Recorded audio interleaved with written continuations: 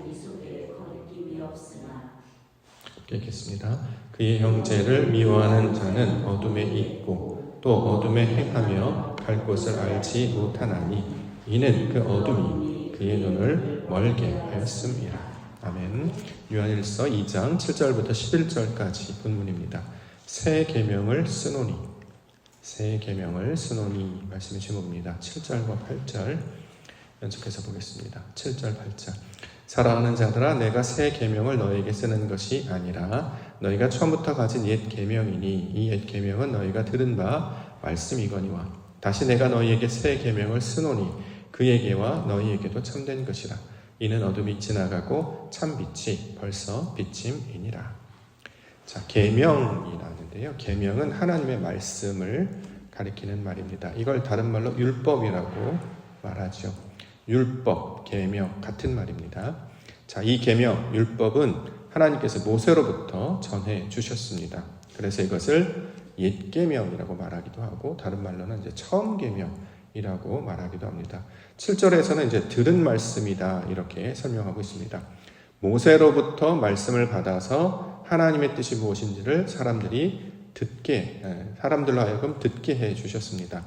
그런데 이제 문제는 뭐냐면 사람들이 못 알아들었죠. 못 알아들으니까 기억도 하지 못했고 기억하지 못하니까 말씀대로 살아내지 못했습니다. 자, 이게 이제 옛 계명이 가진 환경이었고 그래서 예수님께서 이 땅에 오셔서 그 옛 계명을 해석해 주셨죠. 그러니까 이제 이해하기 시작하고 그걸 적용시켜 주셨고 어떻게 해야 되는지를 직접 몸으로 보여주셨습니다. 자, 이것을 새 계명이라고 합니다.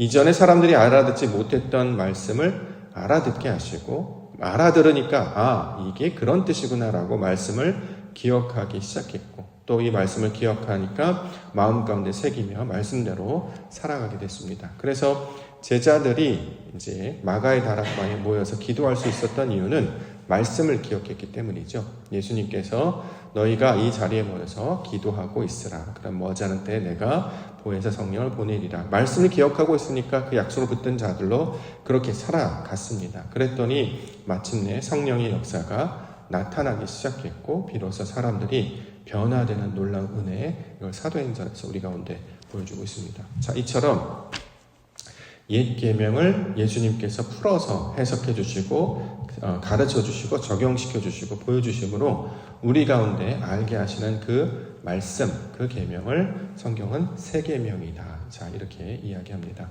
자, 이걸 이제 헬라어 개념으로 우리가 이해를 해본다고 하면 옛 계명이라고 하는 것은 이제 로고스에 해당하는 거겠죠. 말씀 그대로 받는 것. 그럼 새 계명은 자, 레마라가 되겠죠. 레마. 자, 말씀을 문자로만 가지고 있으면 이게 옛 계명, 로고스고요. 이걸 이제 이해하고 깨달아서 적용할 수 있게 되면 이것을 새 계명이다, 레마다. 자, 이렇게 이야기하는 것이죠. 옛 계명은 어디서 써다줬냐면 돌판에 새겨서 줬습니다. 모세가 이제 기억하고 있는 돌판. 자, 하나님께서 직접 쓰셔서 돌판에 이것을 주셨죠. 그러니까 사람들이 받지 못해요. 그래서 첫 번째 돌판은 깨어졌고 돌판이 어디에 보관됐냐면 언약궤라고 하는 나무 상자에 보관이 됐습니다. 그러니까 볼 수 없잖아요. 누구라도 찾아서 읽고 또 그것을 듣고 배워야 할 텐데 자, 상자에 들어가 있었고 심지어는 이제 성전 안에 보관이 되어 있었기 때문에 말씀에 접근할 수 있는 사람들이 많지 않았습니다. 자, 그런데 예수님께서 가르쳐 주시는 새 계명은 어디에 쓰느냐? 여기다 쓴다는 거죠. 마음의 신비에 쓴다. 마음판에 쓴다.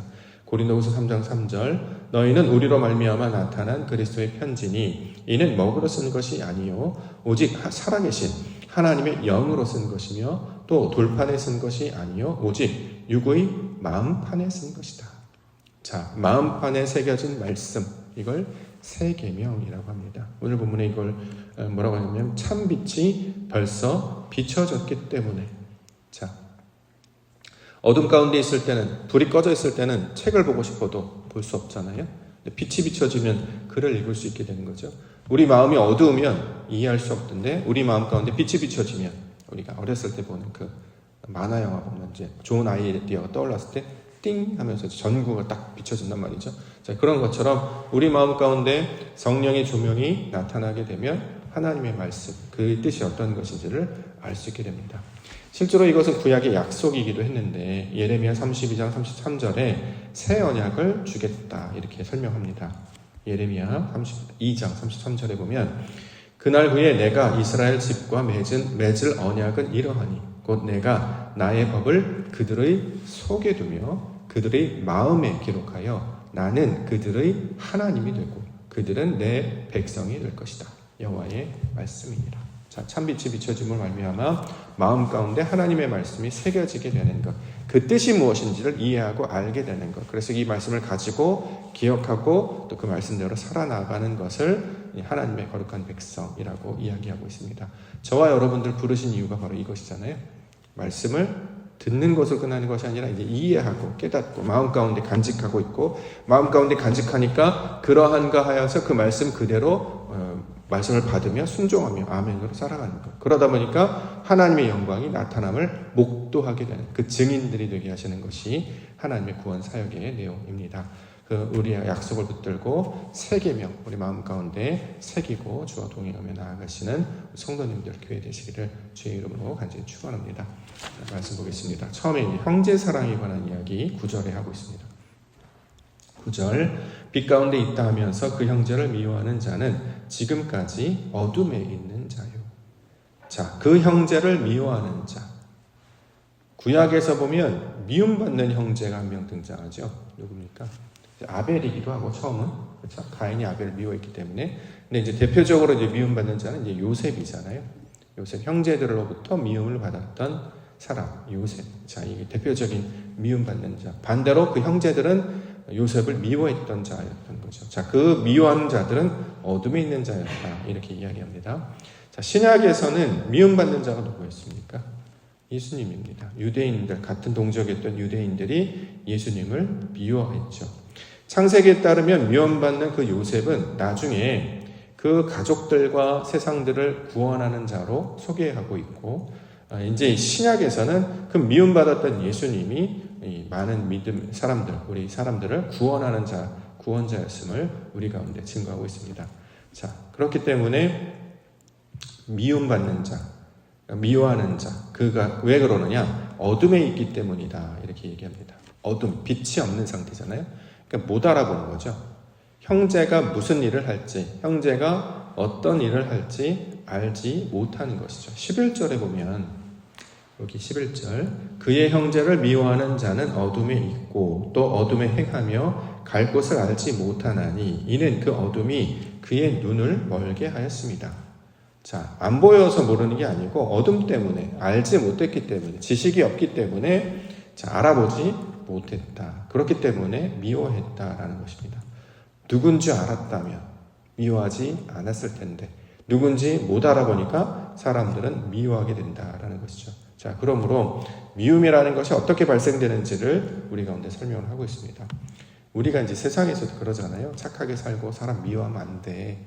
네, 미워하면 안 돼. 그 미워하는 자는 상대가 미워서 미우는 게 아니고 내가 어둠에 있기 때문에 그를 미워한다는 거예요. 상대가 안 이쁘거나 정말 잘못하거나 그래서 미워하는 게 아니고 내가 미움의 눈, 어두운 눈, 들보를 가지고 사람을 바라보게 되니까 자, 사람을 미워하게 된다라는 것이죠. 그러므로 이제 말씀 우리 가운데 적용하면 미워하지 않도록 해야 합니다. 그게 신앙의 길이라는 거죠. 누구는 좋아하고 누구는 미워하고 그렇죠. 여전히 미워하는 것이 있다면 아직도 하나님을 온전히 만난 자가 아니고 말씀 가운데 마음 가운데 말씀이 새겨진 자가 아니다라는 것이죠. 유대인들이 예수님을 미워했던 것이나 또 우리가 다른 사람을 미워했던 것이나 똑같습니다. 우리가 이제 신앙이 깊어지면 깊어질수록 알지 못했기 때문에 그 사람이 나중에 어떻게 될지 어떻게 합니까? 아무도 모른다는 거죠. 그래서 우리가 이제 세상 말로도 사람들한테 잘해야 돼. 나중에 언젠가 만나서 어떻게 될지 모르잖아요. 처음에 낯설고 경계했던 사람, 그래서 나와 별로 관계가 없는 사람인 줄 알았는데, 그래서 별로 관계가 없는 그냥 대면대면 살았단 말이죠. 그런데 어느 날 가까이 만나서 친분을 갖게 됐습니다. 아주 짧은 시간이었어요. 그런데 나중에 인연을 가지고 활동하는 자입니다. 예를 들어서 우리 이제 아내가 예전에 학교 선생님이었을 때 짝꿍이었던 선생님이 한 분 계세요. 나이가 많으신 분이 계세요. 그래서 이제 짝꿍이니까 옆에 계신 분이니까 이제 인사도 나누고 뭐 간식도 나누고 그렇게 이제 지냈습니다. 근데 이제 그분이 나이가 많으셨기 때문에 일찍 은퇴를 하셨어요. 그래 이제 아주 시간이 지났네요. 근데 그 짝꿍 되셨던 그 선생님이 어떤 분이냐면 성문교회 장로님이세요. 그래서 이번에 임원 될 때 그분도 같이 임원이 됐습니다. 그래서 이제 만나게 되는데 그때 한 몇 년 전에 나중 7, 8년 후에 이런 일이 있을 줄을 우리는 몰랐잖아요. 그냥 사람들이 그렇게 얘기하니까 그런가 보다 했지 그게 나중에 이게 인연이 될 거라고 생각을 못 했는데 그런 일을 보면 하나님께서 이런 삶의 과정을 통해서 모든 이들과 화목하라라고 하는 이유가 있단 말이죠. 어떻게 될지 몰라요. 특히 자녀들, 아이들 어떻게 될지 몰라. 이 아이가 세상을 구원할지, 이 아이가 큰 역할을 할지, 이 아이가 달라질지 아무도 모른다는 거죠. 아이는 잠재력만 가지고 있지 능력이 없어. 지금 볼 때는 아무것도 못할 것 같지만 이 아이가 많은 영혼을 구원할 수 있는 복음의 사역을 감당할지 누가 알겠습니까? 그리고 그 도움을 내가 입게 될지 어찌 알게 되겠습니까? 그러므로 여기에 보면 어둠 가운데 있는 것이 미워하는 것이구나. 그러면 빛이 비춰지면 어둠이 물러가기 때문에 온전히 알기 때문에 그 다음부터는 미움이 사라지게 된다. 자, 이렇게 이야기하고 있습니다. 10절 보겠습니다. 그의 형제를 사랑하는 자는 빛 가운데 거하여 자기 속에 거리낌이 없다. 자, 형제를 사랑하는 자가 되게 하신단 말이죠. 그래서 나중에 요셉이 누군지를 알았잖아요, 형제들이. 그리고 베냐민이 어떤 대상인지 알기 때문에 이제 베냐민을 구원하는 유다가 이제 등장하게 되죠. 그랬더니 그를 아끼는 자로 바뀌게 됩니다. 정체를 모를 때는 거부하고 또 거리낌이 있어서 배척하다가 정체가 무엇인지를 알게 되고 심지어는 그 정체의 대상이 나에게 큰 도움을 주고 구원할 사람이라는 걸 알게 되면 바뀌게 된다라는 것이죠. 자, 제대로 알고 나니까 사람이 달라지게 된다. 자, 구약에서는 요셉이었고 신약에서 그 형제는 누굽니까?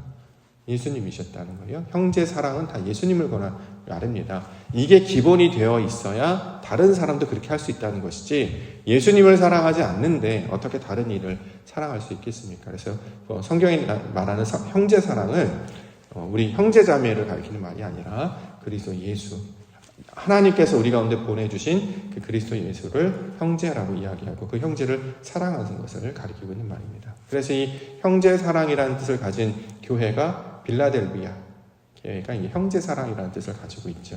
여기서 말하는 형제 사랑은 예수님을 사랑하는 것이다. 그래서 형제를 사랑하는 자는 빛 가운데 거하는 자요 또 거리낌이 없다. 내게 걸릴 것이 하나도 없다는 거예요. 발에 걸려서 넘어질 게 아무것도 마음에 부담이 없기니까 평온하게 받아줄 수 있는 것.